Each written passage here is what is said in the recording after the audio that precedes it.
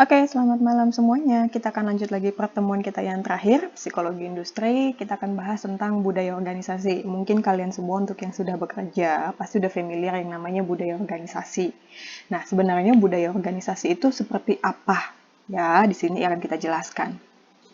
Beberapa hal yang akan kita bahas adalah yaitu memahami budaya organisasi itu, atau ya penjelasannya lah ya tentang budaya organisasi itu sebenarnya apa. Dan mengapa sih sebenarnya kita itu harus memahami dan bisa mengikuti budaya di perusahaan tersebut. Dan kenapa sih budaya itu sebenarnya penting? Kenapa kayaknya kalau kalian ingat pertemuan yang sebelumnya, ketika melakukan seleksi karyawan, perusahaan akan condong memilih orang yang bisa fit dengan organisasinya. Walaupun memang diharapkan juga kita bisa cocok dengan deskripsi pekerjaannya atau person fit job-nya. Lalu adalah tingkatan budaya organisasi, karakternya seperti apa, dan bagaimana menciptakan dan memelihara budaya organisasi itu. Oke, yang pertama saya buka kasusnya ada Nordstorm. Mungkin ketika saya buka referensi ini, di sini dijelaskan tentang sebuah perusahaan namanya Nordstorm. Jadi kalau kalian googling di website, mungkin kalian akan lihat Nordstorm ini akan menampilkan banyak pakaian, terus itu tas segala macam. Nordstorm Incorporation ini sebuah department store yang cabangnya udah banyak, tapi basisnya itu ada di Seattle. Nah, Nordstorm itu paling dikenal oleh masyarakat di sana ya, bukan di wilayah Indonesia, itu dengan pakaiannya berkualitas. Dan dia memang lingkungannya untuk lingkungan yang kelas atas. Dan Nordstorm itu juga terkenal bagaimana mereka menghargai karyawannya. Sehingga perusahaan ini masuk dalam kategori sebagai perusahaan terbaik yang menghargai karyawan atau yang performance-nya termasuk baik lah. Kalau misalnya kalian juga ingat, kita sebelumnya pernah membahas bahwa kalau seandainya perusahaan memperlakukan karyawannya dengan sangat baik, maka perusahaan itu juga akan dipandang oleh kompetitor bahkan ataupun customer bahwa perusahaan ini memiliki penghargaan yang baik kepada karyawan. Secara tidak langsung juga kinerja atau performance dari perusahaan tersebut juga akan semakin membaik di mata masyarakat. Itu versi majalah Fortune ya. Oke, kita akan masuk ke budaya organisasi. Sebenarnya budaya itu apa? Jadi, kalau budaya itu kita nggak bisa lihat. Jadi tidak terlihat secara kasat mata. Tetapi apa yang dihasilkan dari yang tidak terlihat itu, itulah yang akan membentuk, oh seperti ini budayanya. Jadi bisa dibilang bahwa asumsi, nilai, serta keyakinan orang-orang yang ada di dalam bagaimana mereka berperilaku, apakah perilaku itu pantas atau tidak pantas, itu merupakan sebuah budaya. Jadi, organisasi itu menunjukkan budayanya melalui siapa? Melalui karyawannya. Itu ya.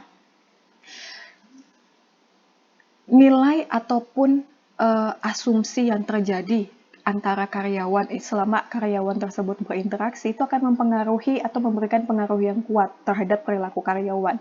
Betul ya? Ketika kalian masuk ke sebuah lingkungan kerja yang baru, kalian melihat karyawannya kayaknya sangat disiplin waktunya atau misalnya gila kerja, secara tidak langsung untuk mereka yang bisa menyesuaikan diri, mereka pasti akan bisa mengikutinya. Tetapi untuk mereka yang tidak bisa menyesuaikan diri, mereka akan angkat kaki. Oke, sebenarnya bagaimana sih budaya itu bisa muncul? Oke ya, jadi budaya organisasi itu muncul ketika, ya sama seperti kita, karakter kita akan terbentuk ketika kita menghadapi sebuah masalah. Dan bagaimana kita belajar di dalamnya, bagaimana kita menghadapinya, menghasilkan solusi, itu akan membentuk pribadi seseorang. Nah, budaya organisasi pun seperti itu. Budaya itu dibentuk ketika organisasi ini menghadapi masalah. Baik dari kompetitor, baik dari pasar, dan bagaimana perusahaan tersebut menghadapi masalah tersebut sehingga menghasilkan solusi agar perusahaannya tetap berdiri. Karena memang pada dasarnya tidak ada perusahaan yang ingin bangkrut ya. Nah, nilai budaya organisasi itu juga terbentuk ketika pendirinya atau foundernya itu memberikan sebuah nilai ataupun pandang ataupun preferensinya bahkan terhadap organisasinya. Dia pendirinya ini pengennya organisasinya seperti apa sih? Nah, itu juga akan membentuk budaya sebuah organisasi. Selain itu, tuntutan industri dan konsumen keinginannya seperti apa itu juga akan membentuk sebuah budaya. Contoh, Kalau kita bilang organisasi perbankan, itu akan lebih banyak berhubungan dengan customer, sehingga organisasinya akan menuntut dirinya untuk membudayakan yang namanya pelayanan terhadap konsumen. Ya, jadi tuntutan konsumen pun secara tidak langsung itu akan membentuk sebuah budaya di dalam perusahaan. Nah, budaya itu sendiri ternyata sudah populer tahun 80-an. Itu melalui buku Peter Waterman, In Search of Excellence. Ya. Nah, si Peters dalam bukunya ini dia membuat sebuah argumen bahwa kesuksesan perusahaan itu berdasarkan penelitian ya. Dia mengatakan bahwa kesuksesan sebuah perusahaan itu ditentukan oleh budayanya. Ketika perusahaan tersebut berorientasi kepada pelanggan, memberdayakan dan berorientasi pada orang, di sini orang dalam artian karyawan, maka perusahaan tersebut memiliki budaya yang kalau kita katakan ya baiklah gitu ya, baik gitu ya, versi tadi seperti Nordstrom. Nah, mulai dari situlah banyak penelitian yang mulai mencari tentang budaya organisasi itu sendiri. Jadi bisa dibilang bahwa pembahasan tentang budaya organisasi ini masih terbilang muda zaman itu dibandingkan dengan bagaimana kepemimpinan, bagaimana memperbaiki kepemimpinan, bagaimana memperbaiki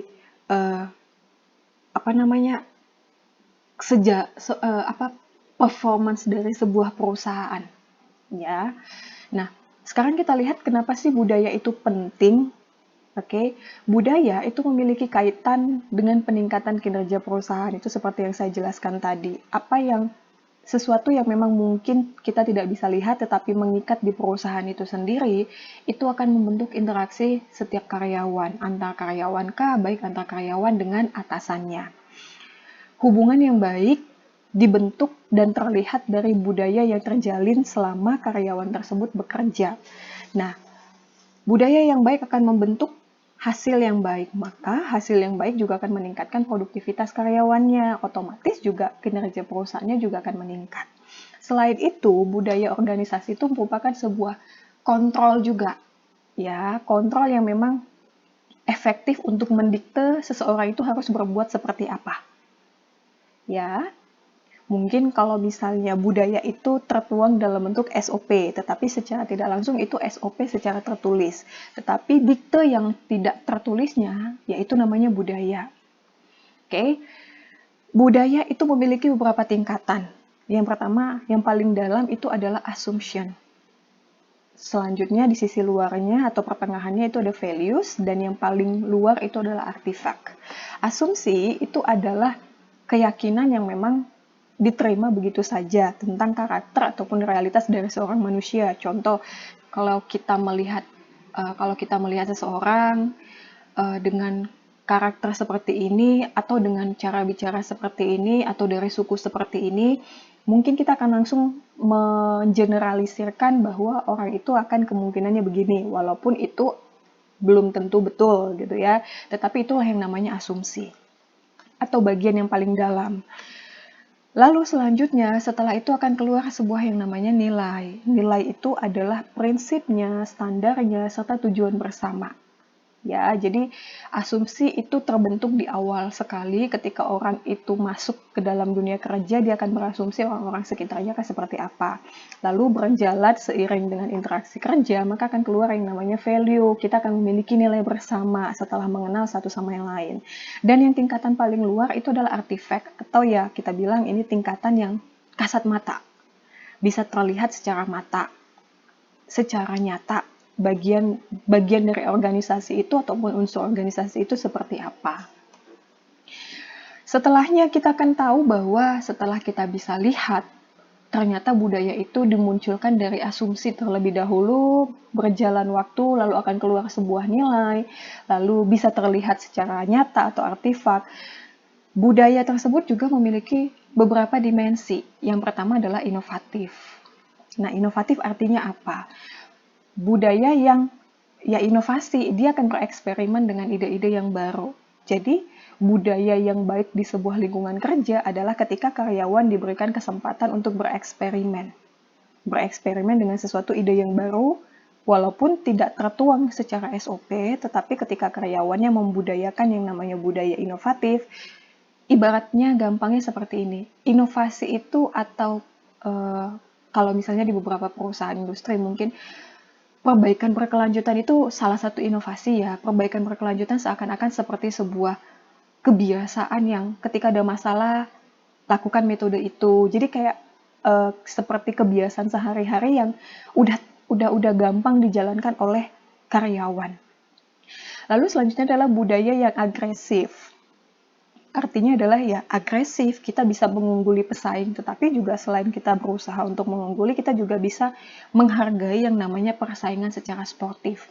Ketiga adalah budaya yang berorientasi terhadap hasil.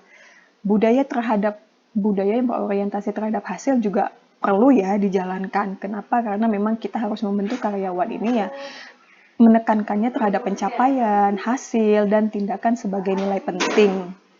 Selanjutnya adalah budaya yang stabil sifatnya. Stabil dalam artian dia itu ya stabil, nggak berubah-ubah. Artinya tertulis aturannya dan aturan ini tertuang dan tidak berubah-ubah sifatnya, jadi tidak membingungkan orang.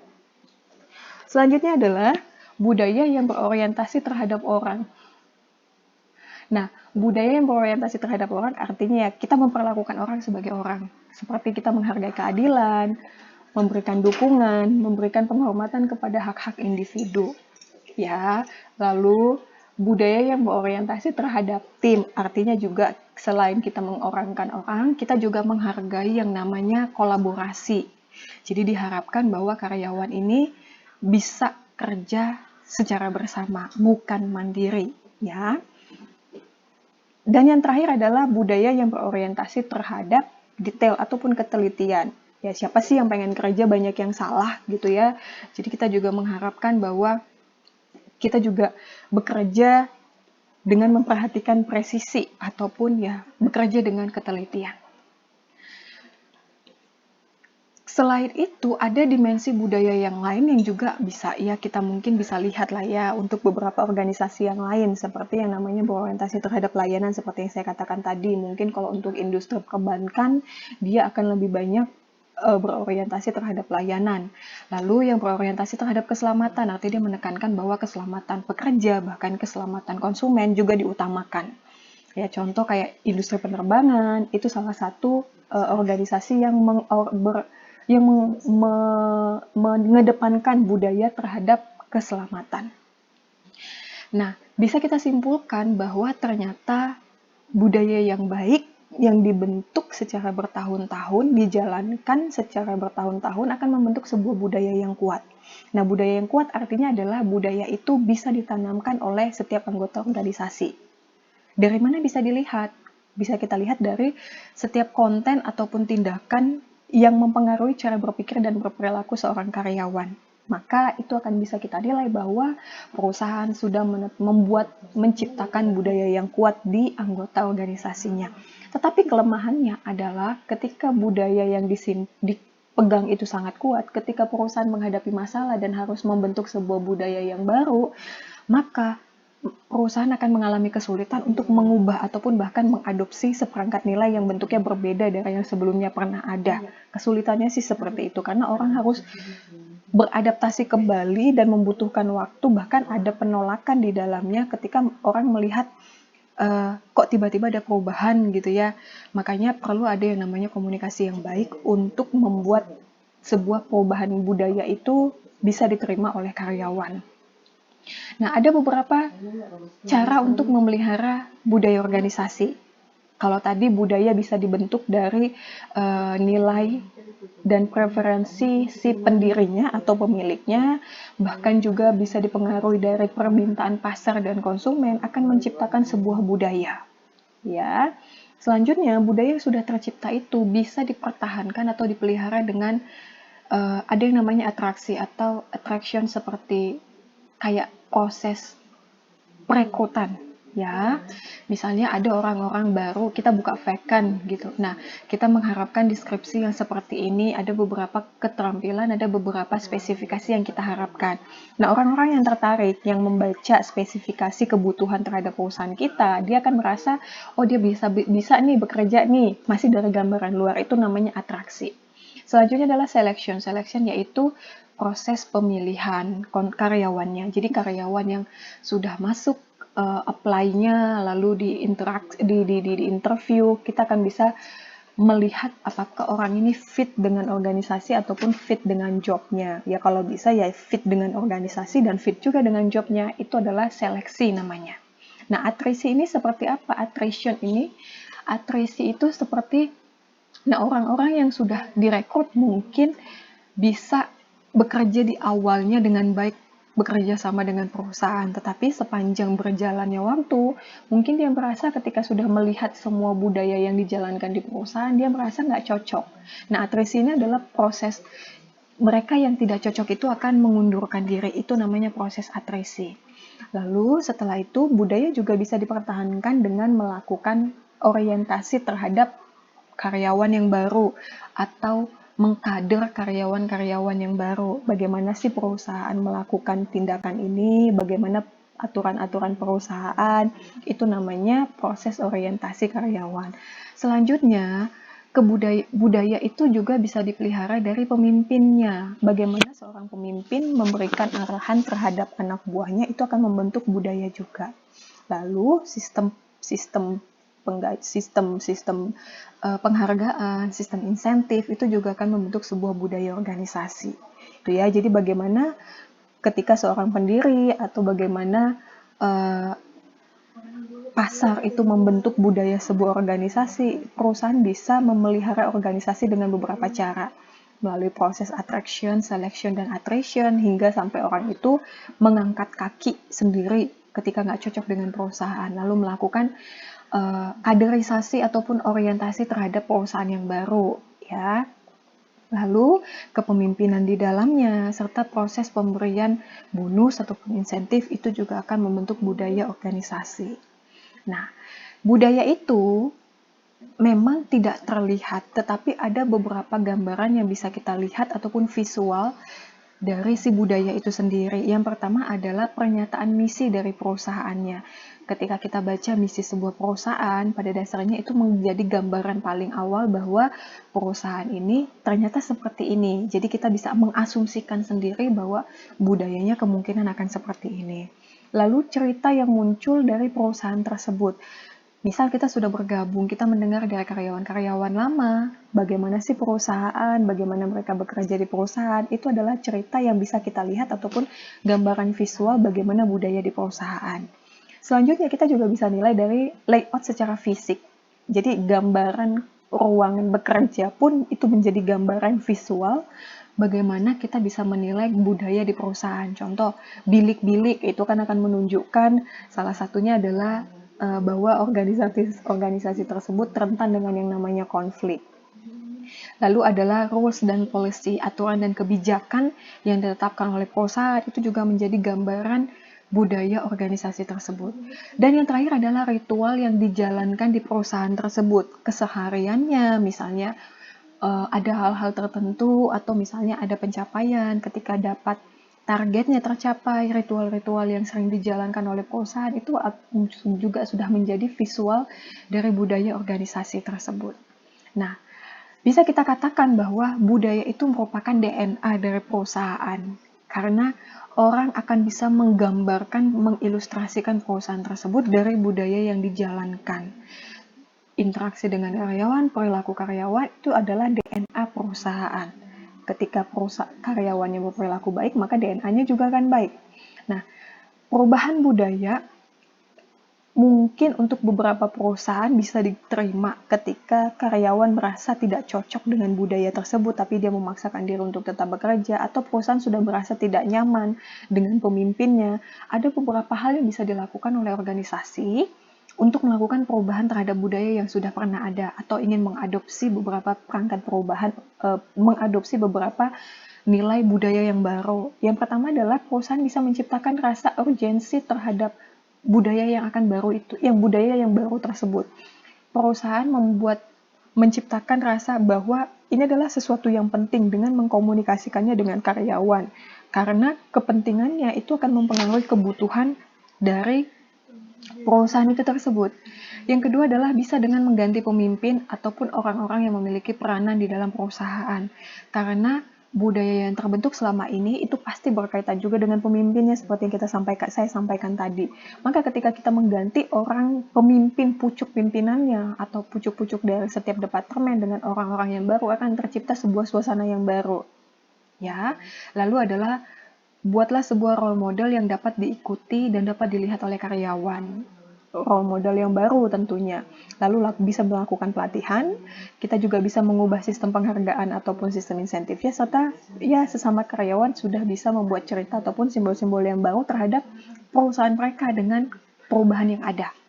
Oke, materinya bisa kalian lihat di e-learning, akses di e-learning, dan memang sudah ada juga di YouTube. Terima kasih, sampai ketemu di UAS. Selamat malam.